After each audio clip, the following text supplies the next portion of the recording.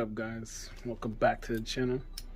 So I decided to add 2 more CMX-2s to my home theater system, mainly because when I upgraded my my front stage, my front 3 channels with the DR3, I recalibrated everything because, you know, when you add a new equipment you got to recalibrate everything. So I recalibrated it, and if you remember from my previous vlog, the 2 rare subs were on the CMX-2s, and before I got CMX-2s, the fronts were on a pseudo CMX-2 because the CMX-2, the power condition that the subs were connected to are coming out of a CMX-2. So I would call that maybe a pseudo CMX-2. So I got the rare ones now, and it measured equally the signal, and it just sounded up to par with the CMX to the front subs, to the front subs. So upon recalibrating the system now, I found out that the rare ones have a better signal than the front ones. So I'm like, what can that be? Is it because maybe they're on a dedicated CMX-2? So I figured, you know, let me just buy another set of CMX-2 and put these on their dedicated, you know, the dedicated power. I don't know what I don't want to call them CMX-2 all the time because it's gonna get repetitive, but that's what it is, CMX-2. So I'm just put them on their dedicated one and see if it's equal to the backs now. So let's just open this real quick.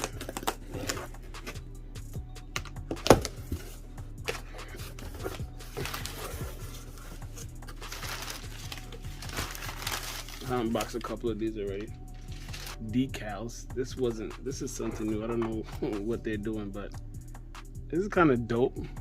It's decals. Now you guys see why I call them CMX-2s, because look at the name. Precision AC line restoration and common mode filter. Is it just easy to just call it CMX-2? Alright, so let's open them. I'm gonna open both of them. The other one in the box. Let's take the box away.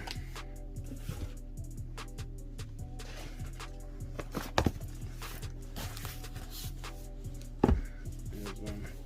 Just open this one.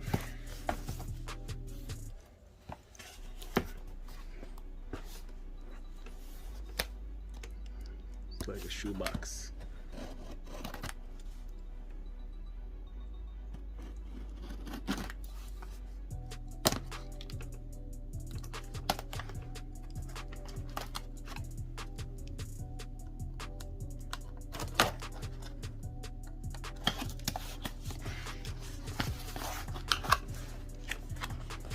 Hope I can open it this way. Yeah, I can.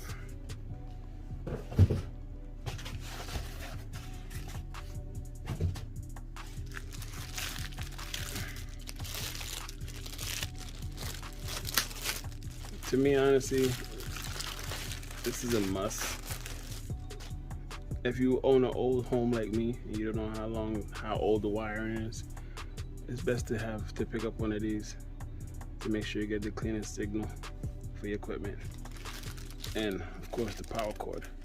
I just want to do a comparison with the power cords that I bought real quick with these ones. Let's get to this power cord. Maybe I can show you guys why I switched to the thicker gauge power cords. Before I did home theater, I was always interested in car audio, and the thicker the gauge, the more power you get. And I think it's the same when it comes to home theater. Thicker the gauge, the more power you can transfer. So these are the power cords. I think they was like 50 bucks each. Prices are going up. When I brought my other pair, it wasn't that much.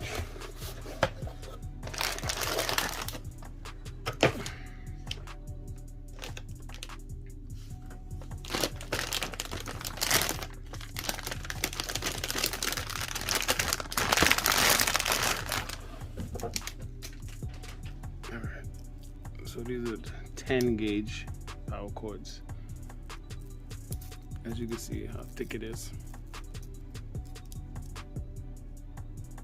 Alright, so let's compare it to the standard Chinese power cable that these things come with. Mostly all equipment come with some kind of form of Chinese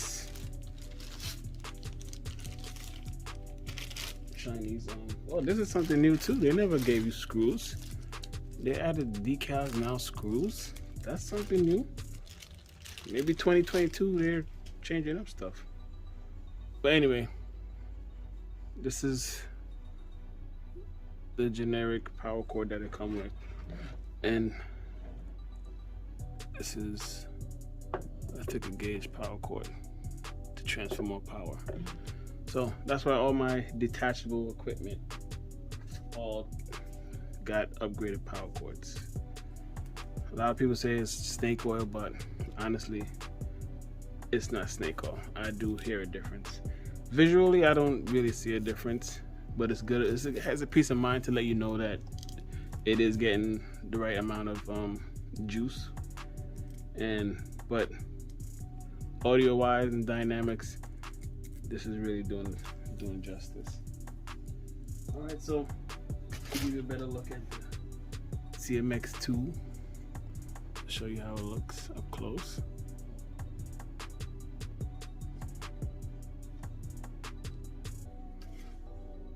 Nothing on the back.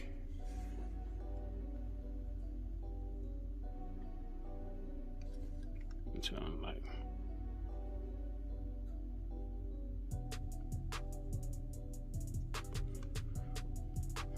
Yeah, so hope you guys enjoyed. I'm gonna set it up and shoot another video and show you guys how it looks.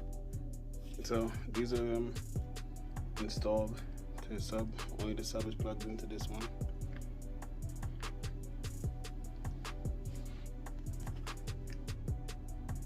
And this is the other one. Excuse the mess, but only the sub is plugged into it. So yeah guys, that's it. That's the installation. Very simple, quick and simple, 4 screws, and that's basically it. Hope you guys enjoyed the video. Peace.